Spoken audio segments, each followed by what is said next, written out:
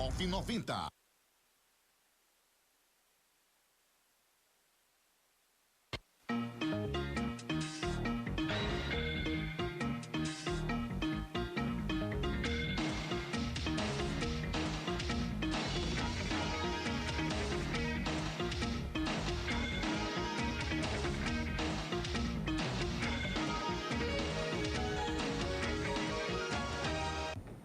Está no ar mais uma edição do programa Conexão Potiguar. Você que nos acompanha de segunda a sexta-feira, às 7h30 da manhã, aqui pela telinha da Band e também pelo portal de notícias do Rio Grande do Norte, www.potiguarnoticias.com.br.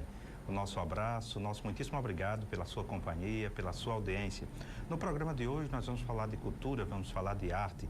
Está conosco o procurador federal, que é poeta, escritor, Lívio Oliveira, ex-presidente da União Brasileira dos Escritores do Rio Grande do Norte, que nos dá o prazer da companhia aqui na bancada do Conexão Potiguar no programa de hoje. Tudo bem, Lívio? Tudo bem, Pinto, mais uma vez estou com você, uma satisfação imensa e a gratidão de poder dizer aqui para os meus amigos, Natal, acerca do meu pensamento sobre as questões da cultura daqui.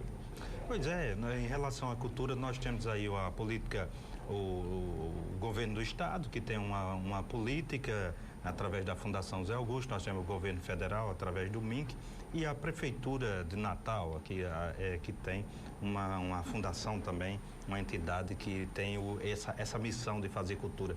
Queria que você nos desse o seu olhar, o seu ponto de vista sobre essas três instituições. Uhum. Eu acredito no seguinte: primeiro a gente tem que diferenciar o que é cultura, o fazer cultural, artístico, do que é política cultural. Política cultural que é desempenhada por esses entes públicos e que eu acho que hoje, apesar da cultura em si, da arte em si, não estarem num momento ruim, pelo contrário, eu acho que a gente tem diversos elementos que demonstram que vivemos uma situação muito interessante no campo cultural e artístico. Agora, na política cultural a gente já não pode dizer o mesmo. Acho que tanto no governo federal quanto no governo estadual e na administração municipal nós temos problemas muito sérios. Eu acho que essas administrações não se encontraram no sentido de estabelecer metas e objetivos concretos e realizáveis, execuíveis de política cultural. Se a gente for pensar só no município de Natal, por exemplo, a cidade de Natal, quantos projetos ficaram para trás?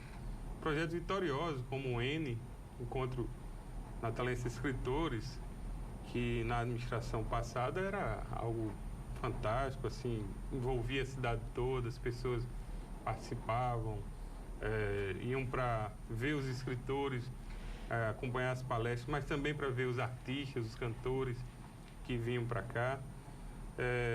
Diversos outros projetos, as revistas, as publicações culturais, como Preá. A gente não tem assim uma grande difusão, né? Eu sei que já há números novos, assim, mas aquela coisa muito tímida com relação à divulgação, com relação a chegar junto ao público leitor, ao público que admira as nossas artes, né? Eu já falo aí no campo estadual, né? A Preá é uma revista muito interessante, que foi criada em outras administrações e herdeira do famoso Galo, né? Que era um jornal cultural que nós tínhamos aqui. Aliás, mataram o Galo para dar vida à Preá. Depois mataram a Preá também, então são finados Galo e Preá. A Preá está tentando resistir aí, mas a gente percebe que há assim, uma certa dificuldade da manutenção desse projeto e uma certa timidez. Eu acho que as administrações têm sido tímidas. Eu acho que no Brasil, em geral, não se investe em cultura, não se tem uma política cultural. Mas, assim, muito especificamente no estado, no município, a gente vê museus esquecidos, a nossa orquestra sinfônica está aí, minguando, né? a gente vê os músicos reclamando. Eu até queria sugerir aqui, Pinto, assim como uma ideia nova, não sei se alguém já pensou nisso ou se já existe, mas a criação de uma associação dos amigos da Orquestra Sinfônica do Rio Grande do Norte.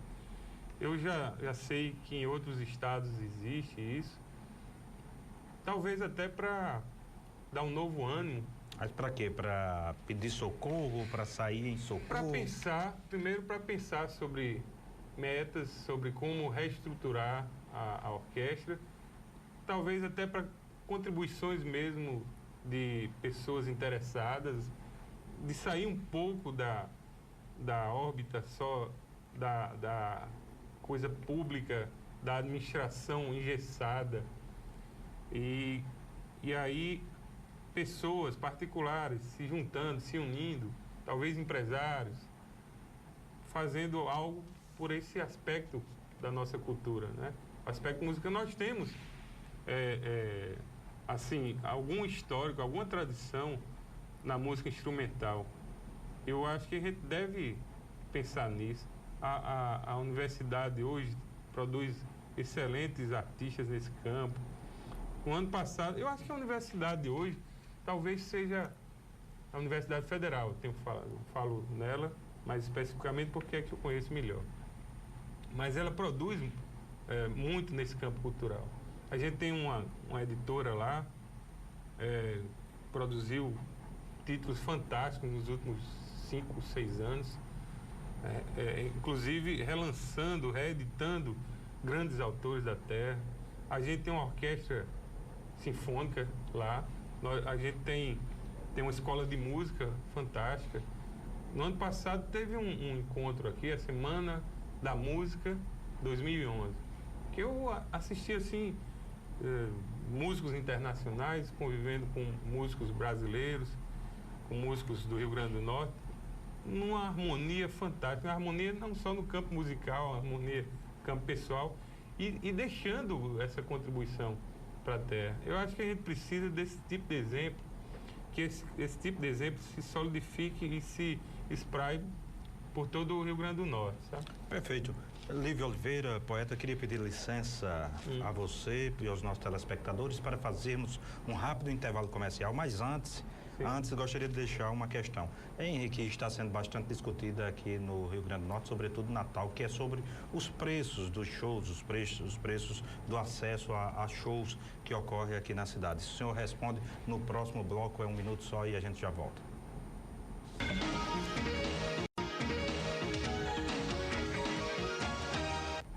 De volta ao programa Conexão Potiguar, hoje conversando com o Procurador Federal, poeta, escritor, ex-presidente da União Brasileira dos Escritores do Rio Grande do Norte, Lívio Oliveira. Lívio, no bloco anterior nós deixamos uma questão que é acerca das reclamações que existem acerca do preço cobrado nos ingressos para espetáculos, para shows musicais, shows artísticos. Qual o seu olhar sobre isso? Bem, eu penso o seguinte, é uma questão de mercado, existe uma demanda. No caso do show de Chico, para a gente deixar uma coisa bem explícita, eu não vou discutir exatamente quais são os parâmetros que foram estabelecidos para a cobrança daqueles valores com relação ao show de Chico Buarque de Holanda. Mas é claro que quanto maior o preço, menos democrático é o acesso das pessoas a esses shows. Mas no caso aí do Chico, R$380 esgotou num dia ou 2 dias? Aí o que é que acontece? Existiu no caso de Chico uma demanda reprimida, porque Chico não vinha ao Rio Grande do Norte há muito tempo. E as pessoas queriam, de toda forma, assistir ao show de Chico Buarque de Holanda, claro. Então, os ingressos esgotaram logo. Mas não sem reclamação, né? Eu não quero fazer aqui qualquer crítica ao teatro que está promovendo esse show, mas eu acredito que a gente pode pensar em estabelecer talvez uma maneira mais democrática, mais acessível, alternativas para que todos possam dispor democraticamente desses grandes espetáculos, né? Eu até faço um elogio aqui ao Teatro Riachuelo, que é um excelente espaço para a realização desses shows. Eu fui a alguns já lá e saí de lá muito satisfeito. Agora, se a gente puder pensar nisso em conjunto, as pessoas que consomem cultura, os artistas, os empresários, sobre essa questão, eu acho que seria mais interessante, para que depois as coisas fluam de melhor forma. Perfeito. Lívio, vamos dar um passeio aqui sobre a sua produção literária e também musical. Ele tem um CD maravilhoso com Babal, em parceria com Babal, onde fizeram o Cineclube, músicas em homenagem a cinemas, a belos filmes. E o seu primeiro livro foi O Colecionador de Horas, que eu vou mostrar aqui para os nossos telespectadores. Queria que você comentasse um pouquinho sobre esse livro, como é que surgiu, qual foi a inspiração, não de cada poesia, mas a inspiração que levou você a fazer esse livro, que tem uma capa muito bonita e fazendo a referência ao tempo. Não, esse título eu acho muito interessante.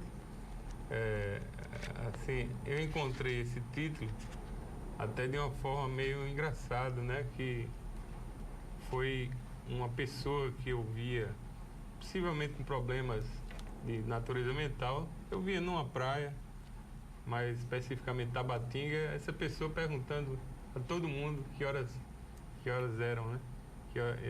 Perguntando as horas. E eu, por algum motivo, criei na minha cabeça o Colecionador de Horas, né? E essa capa aí é de Fernando Chiriboga, uma capa belíssima. Na época, esses escritos foram aceitos na AS Editora, através justamente de um parecer de Franco Jasiel, um saudoso poeta italiano e potiguar, né? E foi o meu primeiro livro de poemas. Eu acredito que a partir daí eu pude desarnar para essa arte, apesar de ainda não me achar maduro o bastante para dizer que me considero um poeta, mas vou tentando. Está trilhando pelos caminhos dos versos, das rimas, das métricas. Uma outra obra de Lívio, essa aqui eu li bem devagar, gostei muito, Bibliotecas Vivas do Rio Grande do Norte. Essa ideia de homenagear, né, as pessoas que colecionam livros, que amam os livros, que gostam de ler.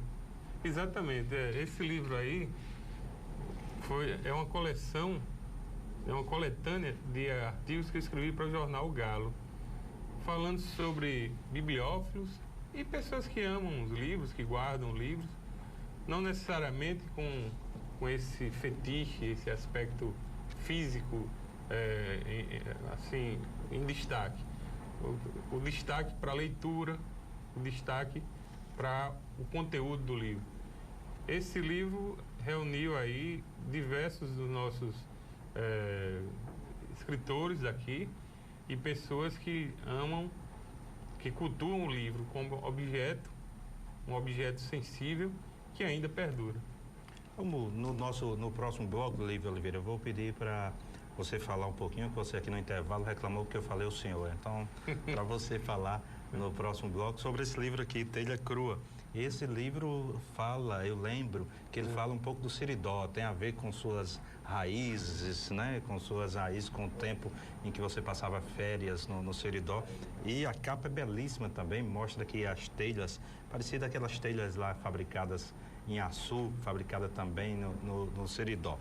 Vamos a um rápido intervalo comercial e voltaremos na sequência, conversando ainda com o poeta e escritor Lívio Oliveira. A gente já volta.